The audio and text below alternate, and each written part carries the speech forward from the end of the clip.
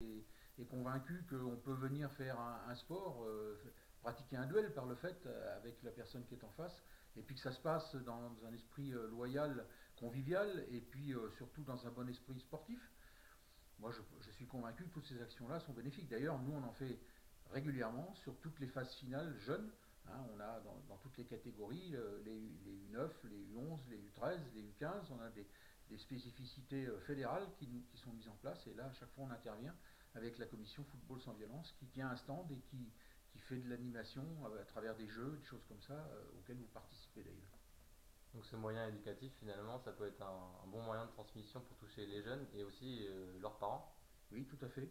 Moi, je suis convaincu que à partir du moment où on éduque les jeunes, bah, les parents prennent aussi conscience et à un moment donné, peut-être qu'on pourra atténuer cette animosité qu'il y a autour des compétitions sportives. Il n'y a pas que le football d'ailleurs. Peut-être que nous, on est un petit peu plus en avance parce qu'on a voulu travailler là-dessus, mais je pense qu'il faut regarder dans les gymnases, hein, ça m'arrive d'aller sur d'autres manifestations sportives, et je vois bien qu'il y a de la violence verbale, on voit bien que les gens sont agressifs souvent sur des actions de jeu ou des jugements de l'arbitre, c'est anormal. Bon, on peut avoir une réaction qui s'exprime, mais à un moment donné, il faut revenir à soi-même et puis rester dans la logique qui veut bien que ben, l'autre a gagné, c'est comme ça. Alors peut-être qu'en termes de solution, on a ce biais éducatif pour essayer d'éduquer les jeunes et notamment leurs parents. Et puis après, on a un peu de levier finalement pour les clubs qui sont confrontés à des difficultés autour des clubs. C'est peut-être ça la difficulté pour les clubs et puis pour vous en tant que district, les leviers d'action par rapport à ces Alors problématiques. oui, tout à fait, je suis convaincu et j'ai eu des faits dans le district qui m'ont prouvé que on ne pouvait pas aller très loin dans toutes ces choses-là. La première chose déjà, c'est quand on a affaire à un individu qui n'est pas répertorié, nous, dans notre fédération, on ne peut rien faire.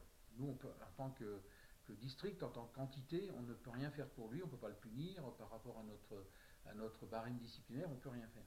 Donc après, il faut que les pouvoirs publics puissent nous aider. Alors, on sait bien, hein, les pouvoirs publics ont tellement de choses à traiter que le foot, enfin, ou tout au moins le sport, c'est pas forcément la priorité. Puis, logiquement, si on veut bien regarder, on ne devrait pas trouver ça dans le monde sportif. Alors, il y a aussi un deuxième fait, c'est que quand ça se passe comme chez nous, souvent en milieu rural, c'est complexe pour un club où il y a des personnes bénévoles qui gèrent ce club, qui rencontrent une personne souvent qui est bien connue de par leur lieu d'habitation, leur lieu de résidence et toutes ces choses-là.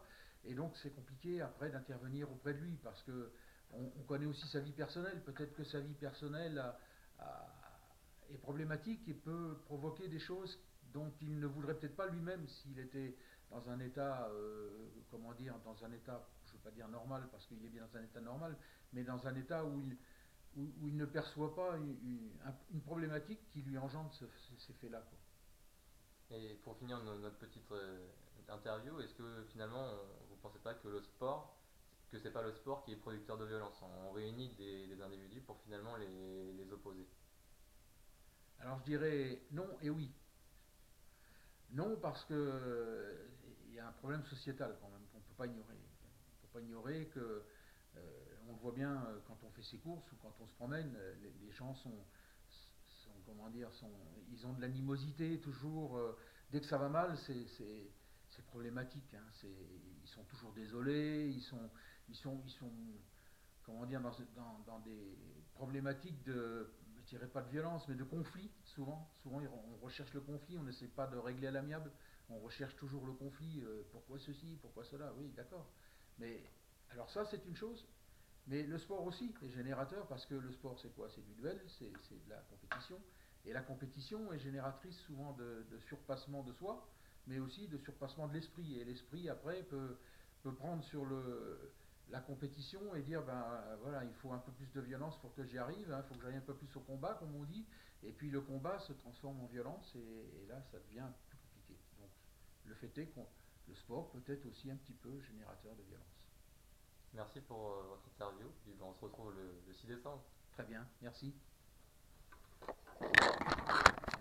Bon ben voilà, j'espère que ça te va. Parfait. Tu repasseras.